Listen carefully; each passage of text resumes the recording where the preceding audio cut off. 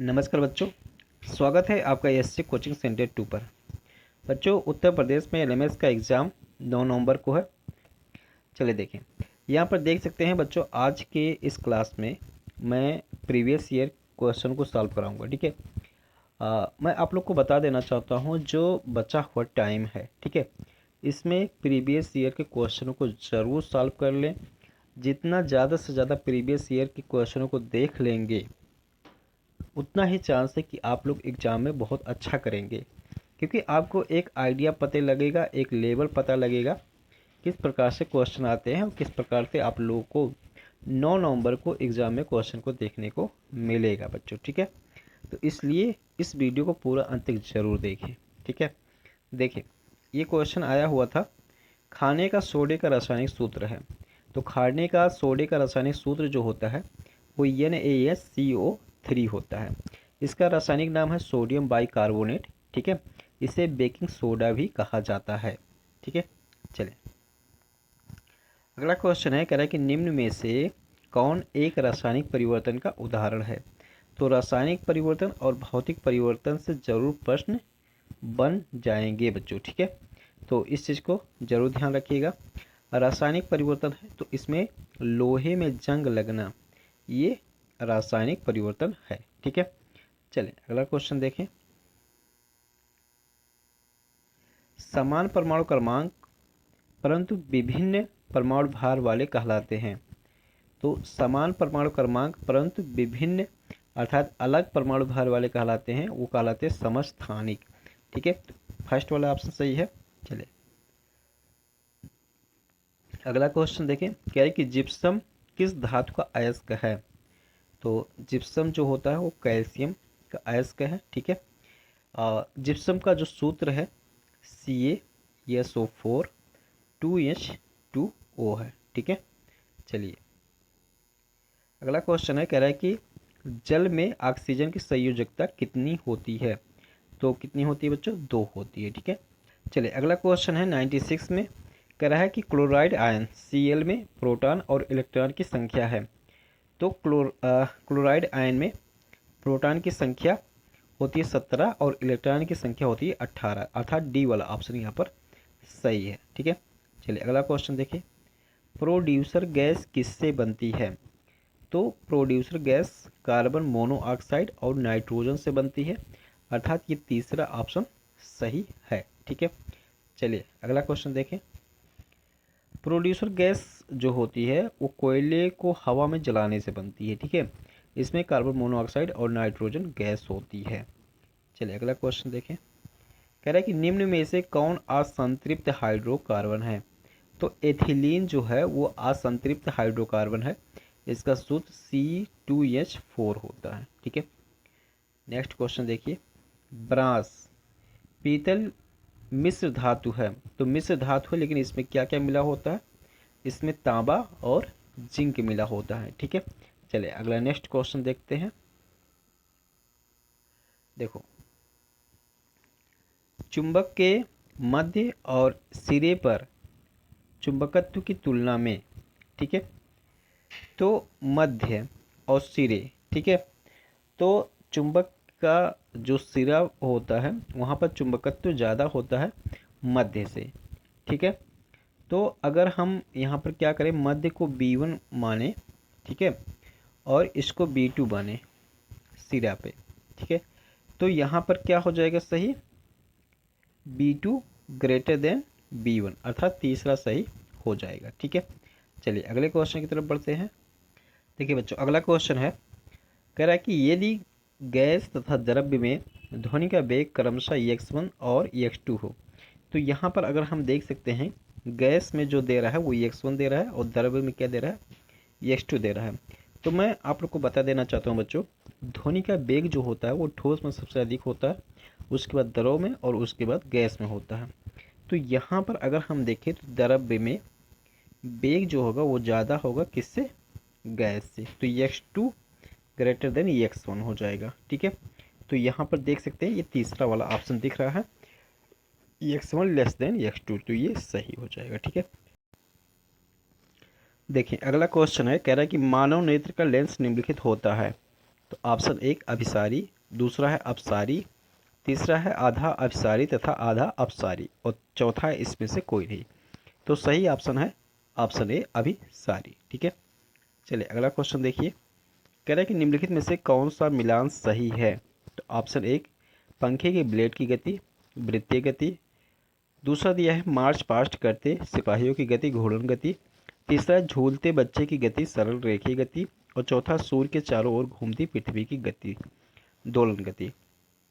तो आप लोग क्या काम करिएगा बच्चों, क्वेश्चन जब भी मिलेगा तो उसको ध्यानपूर्वक जरूर पढ़िएगा पूरा। ठीक है, ऑप्शन को भी जरूर पढ़ लीजिएगा, क्योंकि कभी कभी आपको लगता है कि ये पहला वाला ऑप्शन सही है लेकिन वो सही रहता है, तीसरा वाला चौथा वाला सही रहता है। तो इस तरीके से जब आप ऑप्शन पूरा पढ़ेंगे तभी आप क्लियर हो पाएंगे। तो यहाँ पर जो सही ऑप्शन है वो ऑप्शन पहला ही है, पंखे के ब्लेड की गति वृत्तीय गति। ठीक है, चलिए पहला क्वेश्चन देखिए। कह रहा है कि ऊष्मीय ऊर्जा का मात्रक है। तो ऊष्मीय ऊर्जा का मात्रक जूल होता है। ठीक है, अगला निम्नलिखित में से कौन सा अनवीकरणीय ऊर्जा स्रोत का उदाहरण है। तो इसमें सही ऑप्शन है ऑप्शन एक पेट्रोलियम गैस। अगला देखिए, निम्नलिखित में से कौन ध्वनि परिवर्तन का उदाहरण नहीं है। तो ध्वनि परिवर्तन का उदाहरण जो नहीं है वो खिलौना टेलीफोन नहीं है।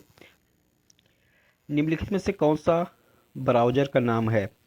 तो ब्राउज़र का नाम जो है वो नेट एस्केप, ये ब्राउज़र का नाम है। ठीक है, अगला क्वेश्चन देखिए। अगला कह रहा है कि उक्तियाँ प्रकाश की किरणें जब प्रकाशित केंद्र से होकर गुजरती हैं उनमें विचलन नहीं होता है। तो ये सही है। उक्त दर्पणों का उपयोग ट्रैफिक अवलोकन वाले दर्पणों में होता है। तो ये कथन सही नहीं है, इसलिए यहाँ पर पहला ऑप्शन सही हो जाएगा, केवल ए। ठीक है, चलिए अगले क्वेश्चन की तरफ आगे बढ़ते हैं।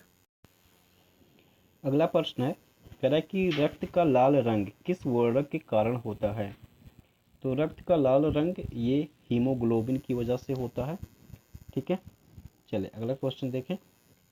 मलेरिया रोग उत्पन्न होता है। तो मलेरिया रोग जो होता है वो प्लाज्मोडियम के द्वारा होता है। ठीक है, चौथा सही है। अगला देखिए, सर्वदाता रुधिर वर्ग है। तो सर्वदाता रुधिर वर्ग जो है वो चौथा ऑप्शन सही है, ओ होता है। ठीक है, चलिए केचुए में उत्सर्जी अंग होता है वृक्क, उत्सर्गिका, आदिवृक्क, मालपीघियन, नलिकाएं। तो इसमें सही ऑप्शन है उत्सर्गिका। ठीक है, दूसरा सही है। अगला देखिए, स्वर्ण इंद्रिय हैं।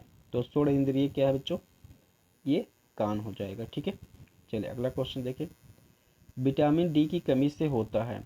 तो विटामिन डी की कमी से सूखा रोग होता है जिसे हम लोग रिकेट्स भी बोलते हैं। ठीक है, तो इसको भी ध्यान में रखिएगा बच्चों। ठीक है, क्योंकि कभी कभी इंग्लिश में आ जाता है। ठीक है, रिकेटस। ठीक है, चलिए अगला क्वेश्चन देखें।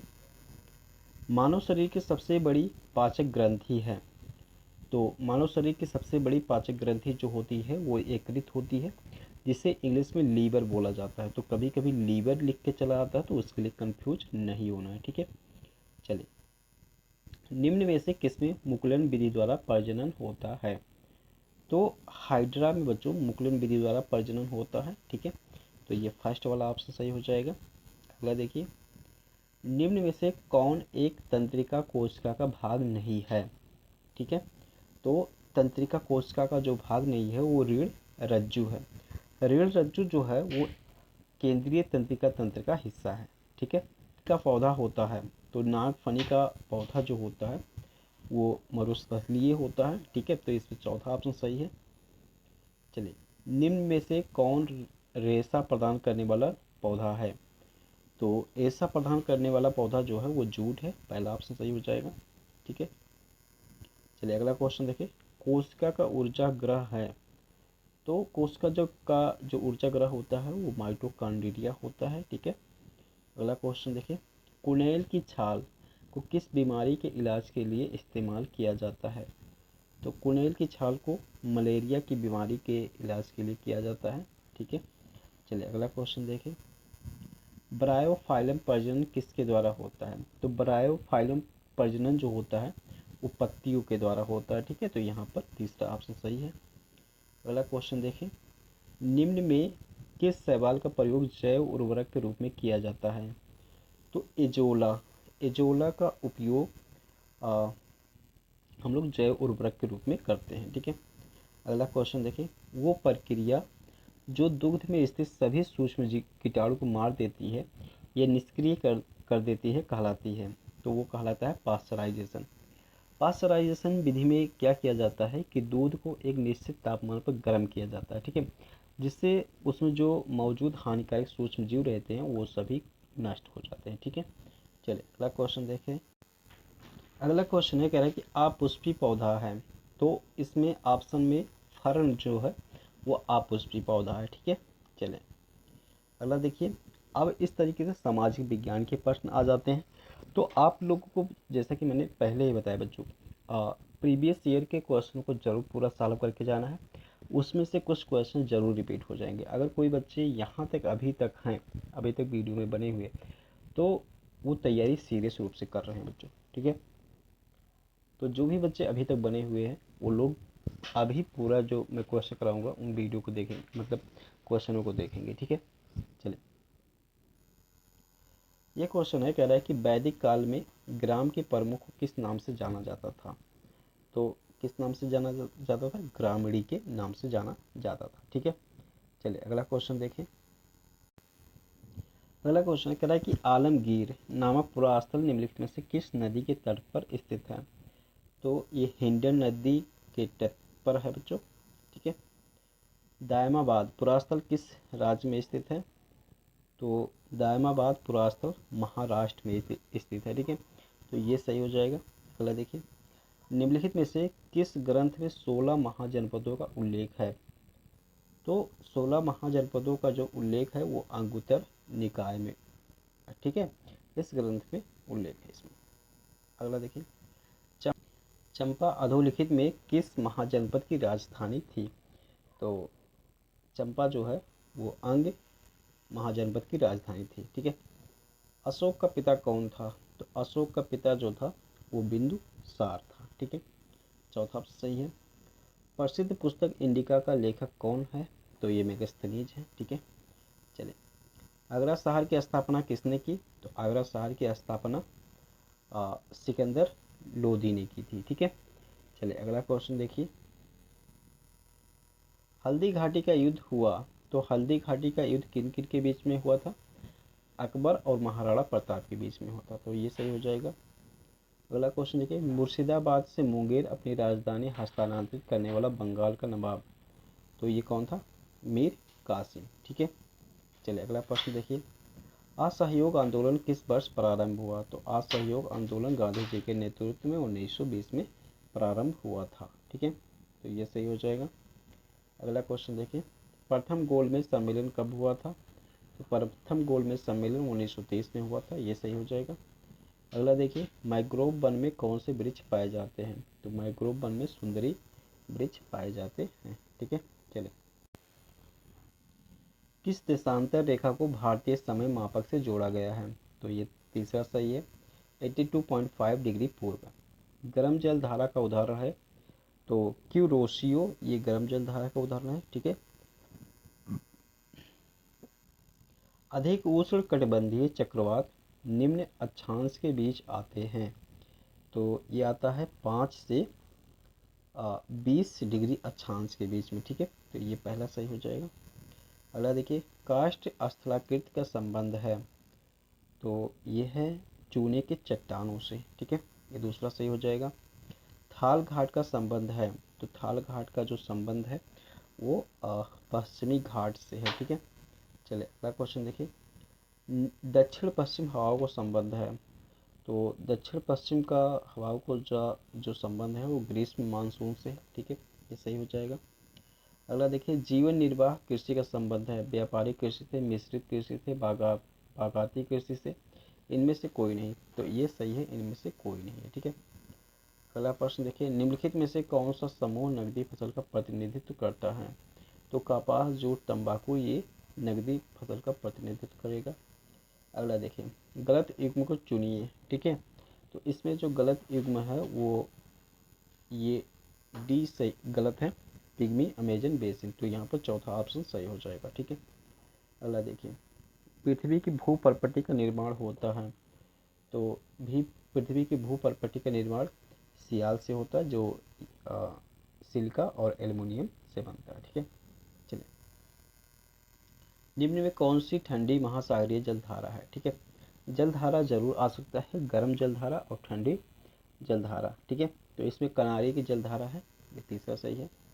अगला देखें, उत्तर प्रदेश में कितने ज़िले हैं। तो उत्तर प्रदेश में 75 ज़िले हैं, सभी बच्चों को पता होगा। कितनी वर्ष से कम आयु का व्यक्ति जिला पंचायत सदस्य नहीं हो सकता है। ठीक है, तो 21 वर्ष। अगला प्रश्न देखें, स्वच्छ भारत मिशन किस वर्ष लागू किया गया। तो स्वच्छ भारत मिशन ये 2014 में लागू किया गया था। ठीक है, अगला प्रश्न देखिए बच्चों। अगला प्रश्न है, कह रहा है कि निर्वाचन आयोग की स्थापना कब की गई थी। तो निर्वाचन आयोग की स्थापना जो की गई थी वो 25 जनवरी 1950 में की गई थी। ठीक है, भारतीय संविधान की प्रारूप समिति का अध्यक्ष कौन था। तो ये थे डॉक्टर भीमराव अम्बेडकर। ठीक है, अगला देखिए, मौलिक अधिकारों का उल्लेख संविधान के किस भाग में है। तो मौलिक अधिकारों का उल्लेख जो है वो संविधान के तीसरे भाग में है, भाग 3 में। मौलिक कर्तव्यों की संख्या है तो कितना है, 11 है। ठीक है, अगला देखिए, अनुच्छेद 52 का संबंध है। तो अनुच्छेद 52 का जो संबंध है वो है बच्चों राष्ट्रपति से। ठीक है, पहला ऑप्शन सही है। अगला क्वेश्चन देखिए, संविधान के किस अनुच्छेद में शिक्षा के अधिकार का वर्णन किया गया है। तो ये किया गया है बच्चों 21 का में। ठीक है, चलें अगला प्रश्न देखिए। अगला प्रश्न है, राज्य के नीति निर्देशक तत्व में क्या शामिल है जो मूल अधिकार में नहीं है। ठीक है, तो ये कुटीर उद्योग को प्रोत्साहन, ये सही हो जाएगा। अगला देखिए, निम्न में कौन सुरक्षा परिषद के अस्थायी सदस्य नहीं है। तो